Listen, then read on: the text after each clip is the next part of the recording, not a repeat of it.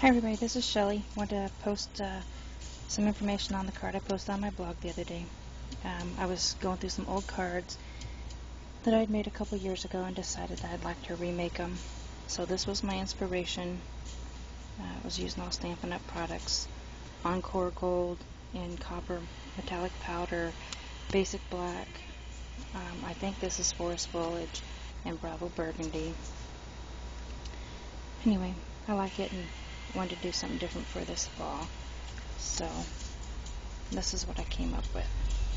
And I used Handsome Hunter, Basic Black, and Bravo Burgundy, some organdy ribbon, and my pigment pads. What I did is this is a standard A2 card out of Basic Black. I made about 1/8 of an inch mat all the way around with my green, and what I did is I took the Encore ink and just to get the edge, kind of just pressed it in like this, lean it a little bit towards.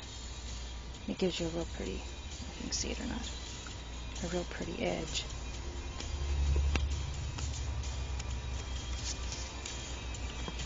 And you could, I suppose if you wanted, you probably could emboss it with some clear embossing powder, but it spokes in it. Kind of gives a nice, I thought, a nice look to it. So it'd make a nice fall card or a masculine card if you have problems doing men's cards, which I do, and I really liked how it turned out. Thought it might be a Thanksgiving color. So there's information on that. I tore the edges, inked them with creamy caramel, which I think is a retired color, I'm not real sure from Stampin' Up, and the copper, kind of give it almost like a little bit of a burnt look. So there's that. I like that one. And then I wanted to show my plaque that I've been working on.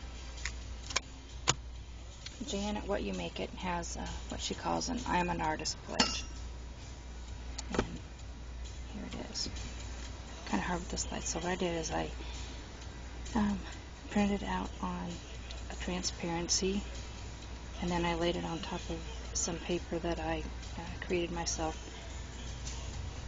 I don't know if you can really tell it because of light, but I used my watercolor crayons to give it a varying shades all the way from top to bottom, and then I went over it with some Lumiere. Don't know if you can still get that or not, but it's kind of like the white shimmer paint, and it gives you a real pearly look. And then I took Fifth Avenue Floral, and I think, I'm not sure what the other set's name is, I didn't write it down. Took my markers and a watercolor brush and some water and colored my flowers in. And I took mounted on a little bit of, I think, die cuts with a view paper from my gazillions of paper that I think I have to hoard to keep, but I definitely struggle with this, thinking that my work has to be perfect, so I thought I would take this and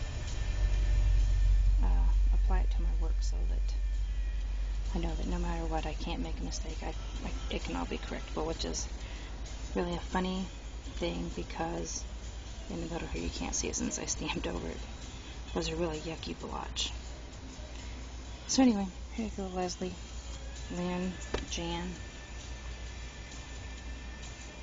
Really happy with how it came out. Picked up the frame at a thrift store around here.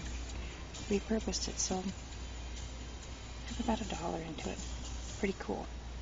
Also, how I put the transparency on so you can see it is I used some crystal effects, but I suppose you could probably use the glossy glaze, any kind of clear adhesive. Let me turn this off. Crazy listen to some music here. So there's that, and then I'm going to do a real quick, well, I think it's going to be real quick, remake of this Z-fold pop-up card.